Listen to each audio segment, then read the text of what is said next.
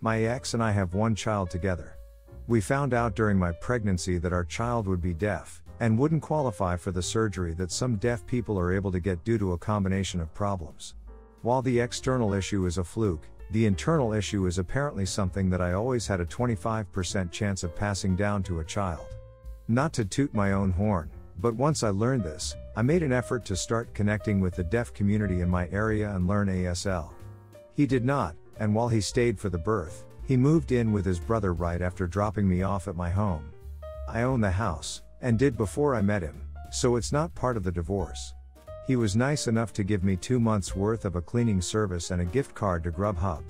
He ended up telling everyone that I am the reason he doesn't see our child, and that I filed for divorce because I overreacted. The truth is that I have sole custody because he cried, in court, that he couldn't deal with the baby and wanted to just pay support. While I did file, it was because he abandoned me and said so many horrible things that I couldn't get over. I have text messages he sent me which say that he wouldn't have married me if he knew that we would produce problems and that he couldn't handle raising an idiot. The only thing wrong with her is hearing. I don't want my child to grow up in a home where she's hated. I was starting to hear all sorts of crap from my family and his, who started to take his side because divorce isn't really a thing here, so I took action. I made a social media post publishing the text messages so that people would finally see the truth. I'm now getting calls and messages for making a private issue public and parental alienation. Am I the idiot? Not the idiot. This carrier gene runs in my family too. And it takes 2 people to have the copy of the gene to have that genetic outcome. And my partner have the same statistics as you. We've decided to also prepare. Imagine if your child had a terminal genetic issue. He bailed on you and your family when it was critical. He's such a freaking hypocrite. Not the idiot, he tried making you look bad so he didn't get any crap and you aren't putting up with it. It's not parental alienation if you aren't telling your child that he is a horrible person. Your child will find that out for themselves as they get older if he doesn't change his behavior. Not the idiot. I was married to a person who is hearing impaired. I learned ASL as well as a few other things so that we would grow together. While we didn't grow together, all the other things I did helped very much. Tell them is only the first step. If they don't bother to hear from your side first, they may not be your people. It is unfortunate. I do hope your baby is growing up well and getting the help she needs. My husband and I have an 8-year-old daughter, who is our first and only child. We decided early on she'd be our only for a multitude of reasons and are confident in our choice. I wanted to get my tubes tied not long after she was born but was deemed too young. I was 28, and you'll change your mind, you only have one. I finally convinced my new doctor there will be no regrets and that this is the best for our family. My husband already got a vasectomy 6 years ago, but I want the double protection and security that it's not going to happen. So anyway, obviously getting your tubes tied is a bit more invasive and I will be laid up for at least a month. My husband tried to get the time off but his job wouldn't let him. I asked some family if they could help out while I recovered from surgery and was purposefully vague on what I was doing. All of them have been convinced I'll change my mind and give my child a sibling. They don't know about my husband's vasectomy. I knew they'd find out eventually and didn't lie, but didn't disclose it. I just said it was a non-emergency procedure being done to my reproductive area. My sister later admitted she connected the dots, but my mom and aunt didn't. Anyway, I get it done and they're tending to me, picking up my daughter from school, cleaning and cooking. My mom is asking about the surgery and if I was doing something to have more kids.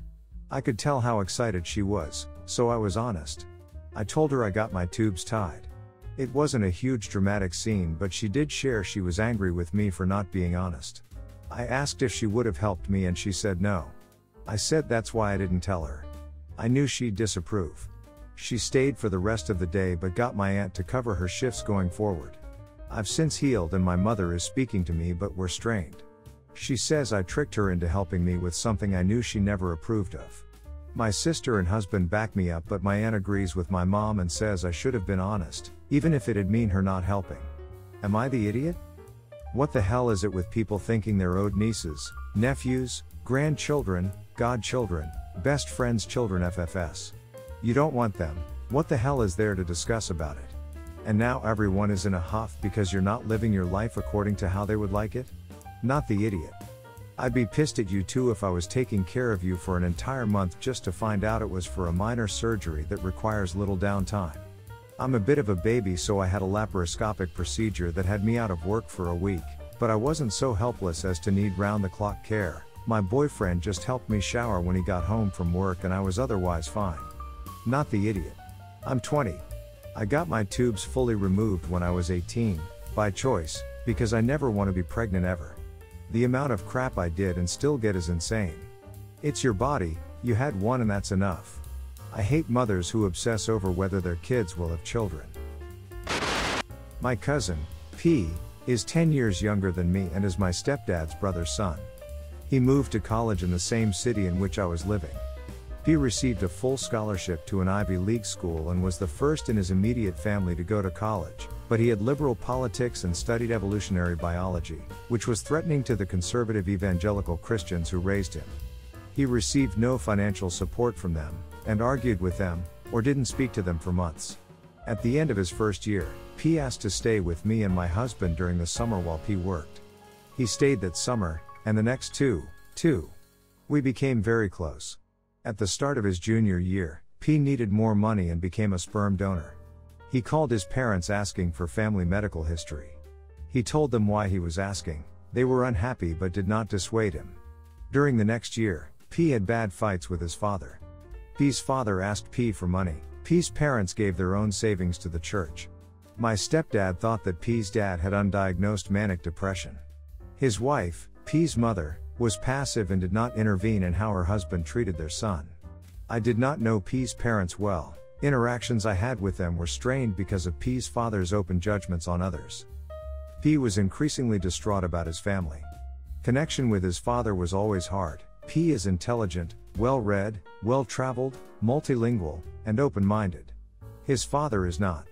P told me that he was ready to stop talking with his father. At the end of the third summer when P lived with us, he came back upset from his annual short trip back home. His father was so mad about P's application to an evolutionary biology PhD program that he had thrown a Bible. In the year prior, my stepdad told me that P was donor conceived. Only a few in the family knew, and P's parents didn't want P to know. My stepdad's brother had an irreversible vasectomy after an earlier marriage. P's mom wanted a child, so they used a sperm donor. P is his mom's only child. I told P. He was elated. When he called his parents, they denied it before admitting it. His parents were very angry with me for telling him. I believe that P should know true familial medical history. I also believe that this information might explain P's emotional distance from his father in a way that could be healing. P was grateful that I told him. His parents hate me for it. P found his donor's family through genetic testing. He has formed a close bond with his biological family. The shared interests and attitudes between P and his paternal biological family are much greater than those between P and the family of the man who raised him. I say not the idiot, especially in light of his parents' antagonistic attitude towards his education and the possibility of mental instability. A normal person would be concerned about the possibility of having a genetic mental illness and want to be aware of the possibility of inheriting it. You've given your cousin peace of mind regarding mental health/medical history, and he has a right to know, in my opinion. Not the idiot. I'm donor conceived and was lied to about it. If you had continued the lie, you would have been a party to it. He would have found out eventually, by his blood test, seeing an eye color chart, doing a DNA test for fun, etc. Not to mention the fact that so many people knew and were lying to him. Good for you for not being a party to that. It wasn't your place to tell him. It was his parents' place to tell him, but they decided not to do so. I believe he deserved to know, and it's not like you were gossiping. In my opinion, it's gossip if you're sharing what you've heard with the person it's about. If he wasn't an adult, I'd say you were out of line, but he's a grown adult who deserves to know his biological history. I haven't had contact with my father since my early childhood.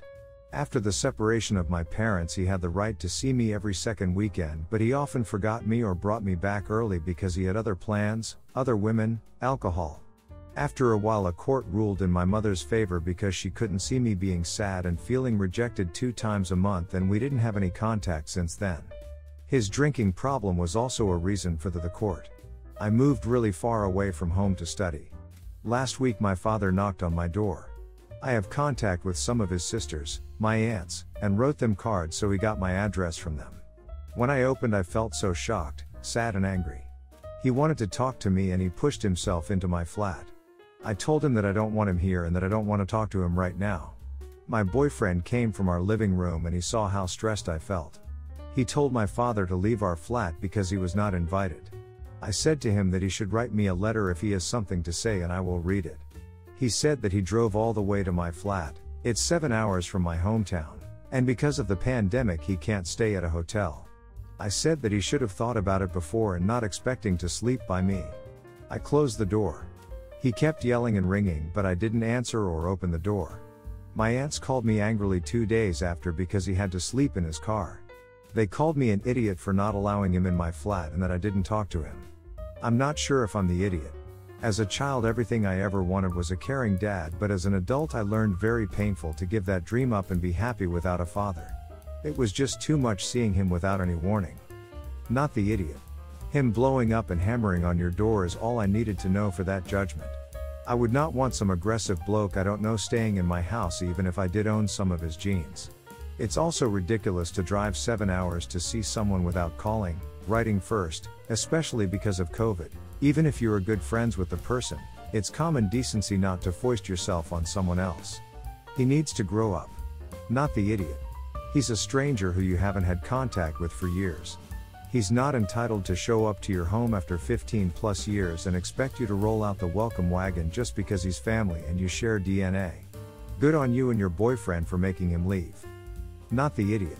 You don't owe your father anything, let alone a place to sleep in your home. You two have been out of contact since you were a child, but you did let him know that you would be open to communicating with him via mail. Your father was entitled and weirdly aggressive. You were ambushed and set a reasonable boundary. You have done nothing wrong here. I, 36, and my wife, 34, recently bought our first house. We settled on this place because it has a huge backyard with an orchard at the back. The previous owners of our place were an elderly childless couple who were well known in the area for basically being grandparents to everyone, and the husband had built multiple tree houses and bridges in the trees for kids to play in. The property is fully fenced but has 3 swinging gates into it. When we first moved in we were approached by the next door neighbor who very politely asked if her kids could keep using the backyard to play in. We agreed that it was okay so long as she understood that if her kids got hurt it wasn't our problem and we wouldn't be supervising kids playing or anything. She was fine with that and seemed very appreciative and brought over cookies and juice when she came over to watch her kids. Word went around and eventually we had around a dozen kids coming by each week, some supervised, some in groups of 2 or 3. Everyone was polite and tidy so we didn't really care. Just after Christmas my parents moved into a retirement home and offered me their 2 dogs, a Belgian Shepherd 11 years old and a GSD, Belgian 12 years old, because they were unable to take them into the home. My wife and I jumped at the chance to take them, partly because they probably don't have many years left and we saw it as a good opportunity to get used to having dogs before getting a puppy, and also because we know these 2 dogs are super well behaved and I love both of them dearly. The GSDX was ring bearer at our wedding. During the day they chill out in the backyard or on the porch. Once a week we go around the yard and pick up their poo. The kids all adore them and some of the older kids have been allowed to take them for walks. We put a sign up on the gate saying to keep them closed and warning about the dogs for anyone who may be scared. The problem started a fortnight ago when a lady we didn't know showed up at our house and started screaming at my wife. Apparently her 6-year-old had come home with his friends and they had dog crap smeared all over their hands. She basically told my wife that if she didn't get rid of the dogs then her kids wouldn't come over anymore and she'd press charges for endangerment. My wife basically told her to F off and that it wouldn't have happened if she'd been supervising her child. The woman left and came back with a petition and around 6 signatures for us to get rid of the dogs. We told her to piss off and that kids were now no longer welcome. We locked the gates and put signs up explaining and left it at that. Several of the nice neighbors have come by to beg us to change our minds, but we don't want to risk it and we don't have the time to supervise the kids, so the gates stay locked. We are now arguing with a couple of people who feel it's unfair that the entire neighborhood is tarred because of one person's actions. Are we the idiots here? Not the idiot. There is something seriously wrong with people who think it's okay to sign a petition telling other people to get rid of their well-behaved, confined, senior dogs. Like beyond simple entitlement wrong. I would just explain to your good neighbors that it's a decision you had to make to protect yourselves and your dogs, and it would cause way too much trouble if you let some children in and not others. Honestly, just telling the parents you aren't liable if their kids hurt themselves may not be enough to protect you. If you do choose to allow children in, again, talk to an attorney first. Not the idiot. I'm honestly shocked. Someone wants you to remove your pets because their kid got crap on themselves for being on your property, lol. So insane. Cheers to your wife for not punching her in the face. But it's for the best. If something were to happen to any of those kids, anything, they can sue because they were on your property. They are for sure the idiots here. Petitioning you to get rid of your pets so their kids can play on your property is beyond unacceptable. Unfortunately, things are sometimes taken away from the majority because of the actions of a few. Imagine how many times areas have been blocked from public use because someone made a stupid decision. If you allow access to some, you'll never be able to control who goes there, and it will only open the door for more conflict. People will get over it. I would be disturbed that 6 of my neighbors think that it was okay to tell me to get rid of my pets.